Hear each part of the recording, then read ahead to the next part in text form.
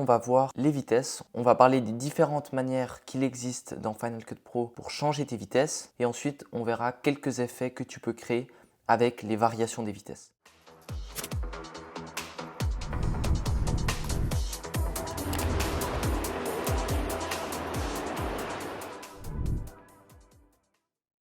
Donc pour changer une vitesse, c'est tout simple. La première chose que tu peux faire déjà, c'est sélectionner ton plan, puis te rendre dans cette petite barre là et là tu peux choisir lent, rapide et tu peux configurer ça. Sinon tu peux mettre une vitesse qui soit normale. Admettons que ta vidéo elle est ralentie, comme ici elle est ralentie à 21%, tu peux la remettre en normal en appuyant là ou alors en appuyant sur Shift N.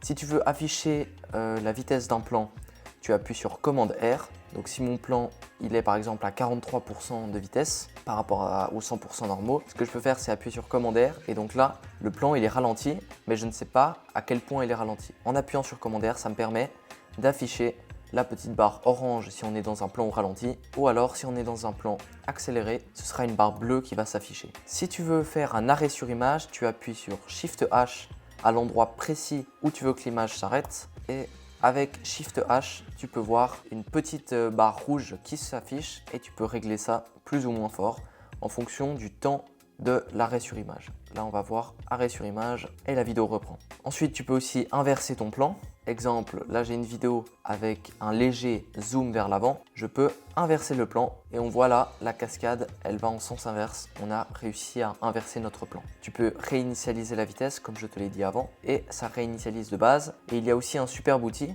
Si tu as filmé des plans au ralenti, c'est vitesse automatique. Vitesse automatique, ça va te permettre de ralentir ton plan le maximum possible sans dégrader la fluidité de l'image. En effet, si tu as filmé en 25 images par seconde et que tu ralentis un plan x2, tu seras en saccadé, tu n'auras que 12 images par seconde à présenter à ton lecteur et donc la vidéo sera saccadée. Et donc c'est pour ça que Final Cut Pro a l'option vitesse automatique qui te permet d'adapter le nombre d'images de ton plan au nombre d'images de la timeline. Si tu as filmé en 50 images par seconde et que tu as une timeline en 25 images par seconde, Final Cut Pro va simplement ralentir x2 ton plan. Et donc la dernière chose dont j'aimerais te parler à propos des vitesses, c'est Shift B.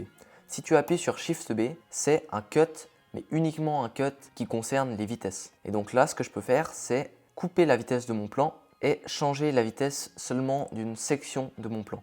Là, le début il est normal, à la fin il est accéléré et je peux appuyer sur Shift B encore, Shift B autant de fois que je veux, ralentir, accélérer et donc changer les vitesses de certaines parties de mon plan. Et avec les barres grises, ça te permet d'ajuster la transition entre les vitesses. Si les barres grises prennent beaucoup d'espace, la transition entre les vitesses est assez fluide. A l'inverse, si les barres grises prennent peu d'espace, la transition est beaucoup moins fluide.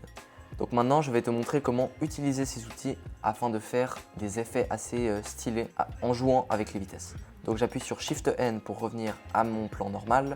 Et là, on va voir ces deux plans. Donc une cascade vue sur le côté et le drone recule comme ça. Ce que je vais faire, c'est me placer vers la fin, on va dire par là, à peu près aux 2/3. J'appuie sur Shift B et en me servant du petit curseur sur le côté, je vais accélérer la fin de ma vidéo. En ce qui concerne la seconde vidéo, je vais faire de même. Donc je me prends à peu près un tiers de la vidéo, Shift B et je vais accélérer le début. Et de cette manière, on a la fin du premier clip ainsi que le début du second clip qui sont accélérés et ça nous permet d'avoir une transition assez cool. Je vais pouvoir encore accélérer grâce aux barres verticales.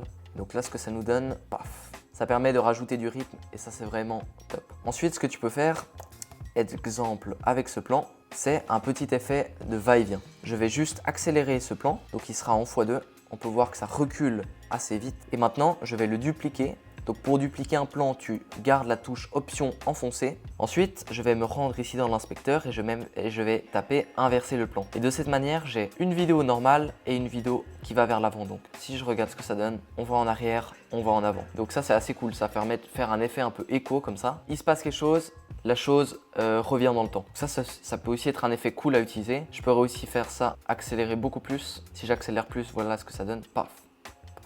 Donc ça peut aussi être un effet plutôt cool. Donc là, j'ai à peu près couvert en ce qui concerne la vitesse dans Final Cut Pro. Et moi, je te dis à une prochaine et on va pouvoir parler dans la prochaine vidéo, corriger la couleur de tes plans. Allez, ciao!